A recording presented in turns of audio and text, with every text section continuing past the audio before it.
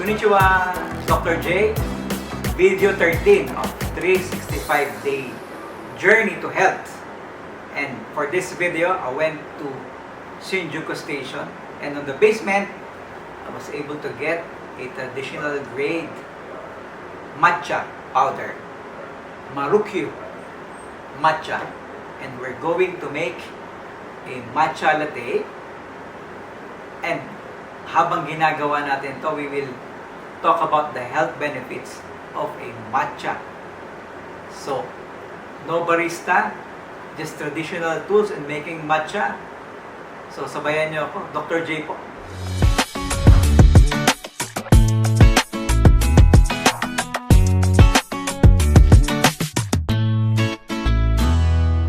So, we have here the matcha powder.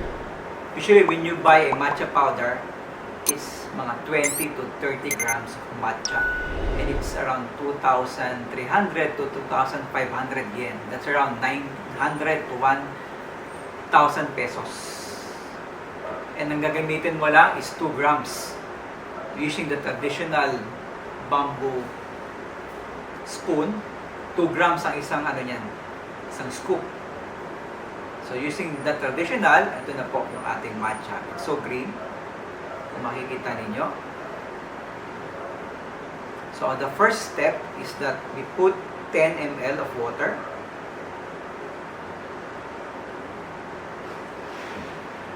And then using the whisk, we whisk natin siya around hanggang maging siya, foamy, mga pasty.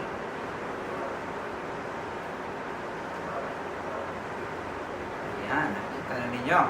So, what's good with matcha is that it's 137 times more antioxidant than green tea.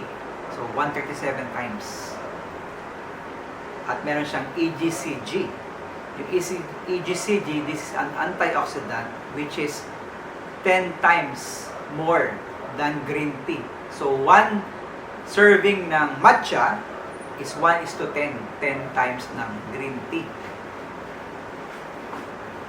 So it's now pasty.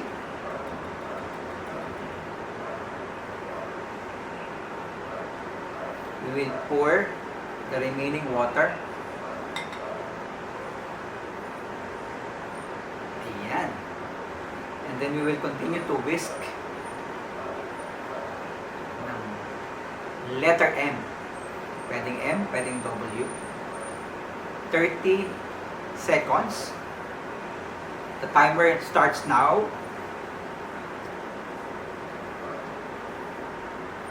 Dapat maging foamy siya.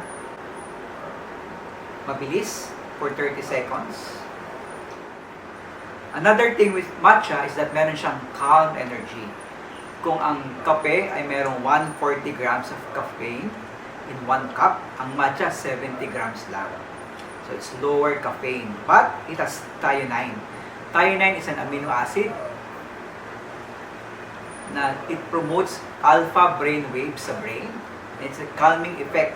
So kung ikaw ay magkakape, it's better to have a lesser caffeine but a calming energy. So hindi ka matataranta, no jitters. So hindi kayo nanginginig kapag nagkakape. So what we're making today is a matcha latte. So meron tayong 1 cup na may ice. So we will pour. You can use an oat milk. Pwede rin yung regular milk. Or this time we're using a low-fat milk.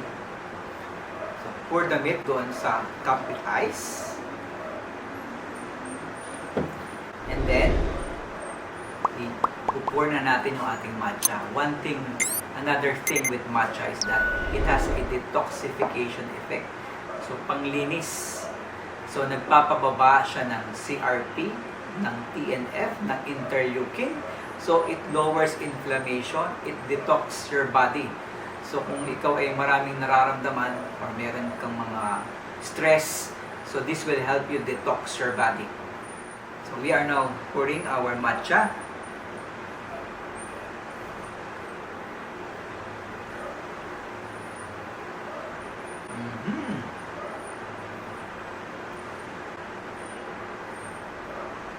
Ayan. And you know that one of the elements of matcha na health benefits is that it increases your brain function. So once you drink 2 grams to 4 grams of matcha, it increases your brain function by increases your focus. So pag may ginagawa ka, mas nabibigyan mo ng atensyon, mas mabilis ang reaction time mo. So pag nagre-review kayo o may work kayo, it's a good midday drink para sustained siya. 4 to 6 hours, sustained yung memory mo, yung focus, problem solving. You can easily do your task with such efficiency hanggang matapos yung office nyo, kung ano man yung work ninyo. By drinking the matcha. So, itatry na natin. Ano bang lasa ng matcha? Sabi ng mga pasyente, Doc, mapait naman ang matcha. So, that matcha is earthy.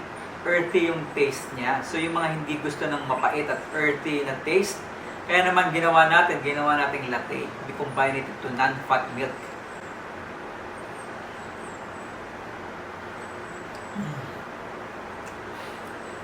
Mararamdaman mo, no? Malalasahan mo yung earthy na may bitterness na taste. So matcha is one of the healthiest drink. 137 times more antioxidants, less caffeine, but it gives you a sustained focus and energy ng 4 to 6 hours. So it's a good drink, antioxidant, anti-cancer, and it lowers cholesterol by 10%. So again, this is 13th video of 365 Journeys to Health. Dr. J po, ang internist and cardiologist.